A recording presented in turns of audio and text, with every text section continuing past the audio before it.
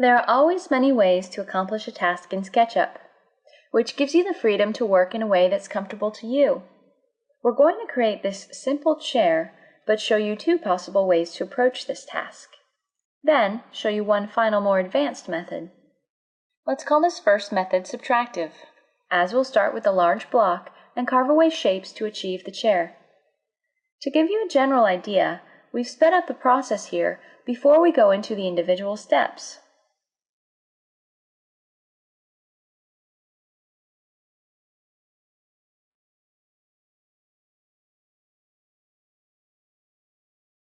Now that you've seen it happen, it's time to try it yourself. We'll take you step by step and encourage you to work along in SketchUp. Simply pause, start, and rewind the video as necessary to follow along.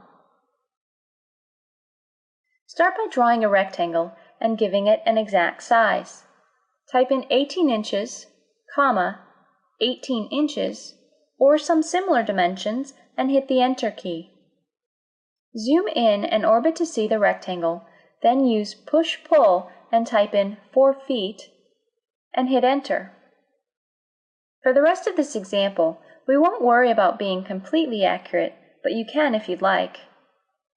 Now use the Line tool to draw a line down from this edge, and then over. Remember to watch your inferences, down in the blue axis and over in the red axis. Now select the Rectangle tool. But before drawing a rectangle, hover for 2 seconds over the point. Now when you start a rectangle on the lower edge, SketchUp will tell you when you're lined up with the point above. Inferences are great. Now draw your rectangle to some point that looks right for the profile of your chair. If you're having trouble with a tool, say you started this rectangle and realized it isn't on the edge, just tap the Escape key to cancel any tool at any time and start again. If you already finished the tool and it's wrong, you can also go to the Edit menu and choose Undo. We're ready to start shaping the chair using Push-Pull. Push these surfaces until they meet the back surfaces to cut the shapes away.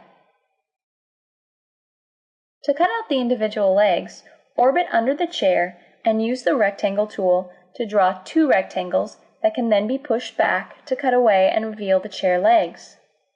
It doesn't matter that the rectangles didn't match up, as we can use inferring with Push-Pull to line the chair legs up with each other.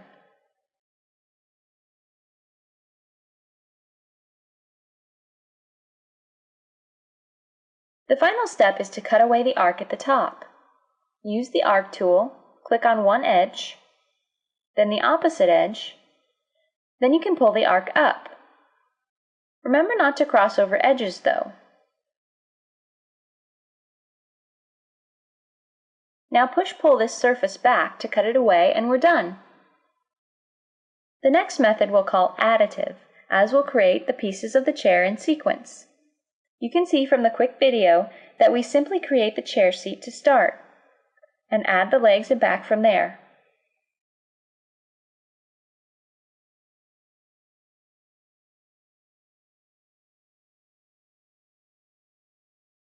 As before, draw a rectangle and type in the size you want for a chair seat. I'll use 18 by 18 inches for a starting point. Pull the rectangle up into the seat, then draw another rectangle from the back corner. Pull this up for the chair back. Draw the arc across the top and push it back to cut it away. Orbit to view the bottom side, and let's introduce a new tool to help create the legs. This is the Tape Measure tool. One of the functions of the Tape Measure tool is to create construction guides. Click on an edge and pull away to see the dotted edge. Type in 2 inches and hit the Enter key to give us a guide 2 inches from the edge. Now repeat this process for each of the other edges.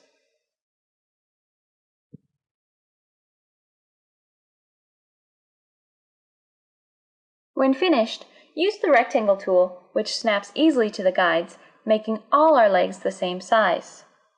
After drawing the 4 rectangles, pull them out and use inferring to make them all the same length. You can also use inferring to line up the back. Use the eraser tool to erase the construction guides, and we're done.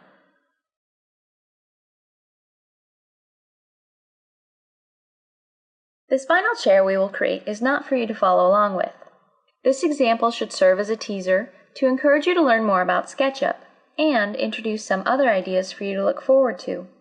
As you learn more about SketchUp, you'll find there are always many ways to work even more quickly and efficiently. We'll make this chair more detailed than the last two.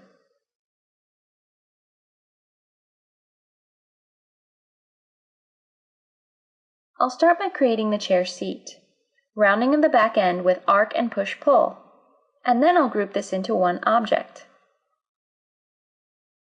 Now looking underneath, I'll draw one rectangle, select it, and turn it into a component, calling it chair leg.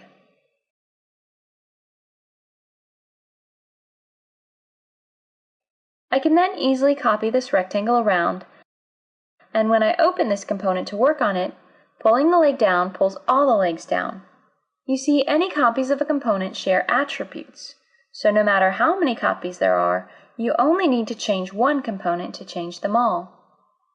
Let's work on the upper chair and use this idea of components again.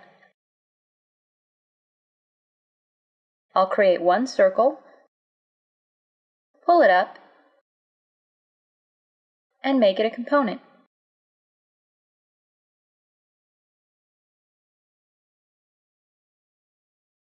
Then create a quick array using the Rotate tool.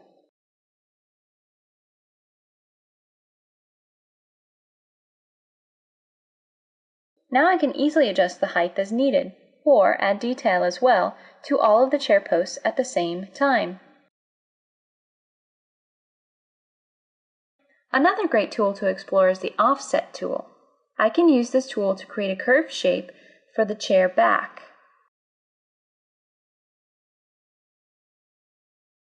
And after drawing all the edges to create a closed loop, I'll select the shape and copy it upward. Then pull it into a chair back. Sometimes it's just easier to create a shape based on other geometry, then move it to where it's needed. I can erase the original shape now. A few adjustments, and this chair is coming together.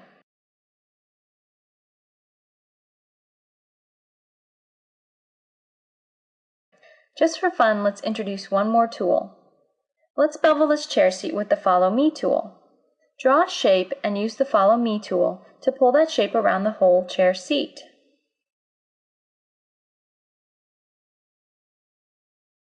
We can use this tool as well on the legs. I'll draw a profile to make the legs more interesting.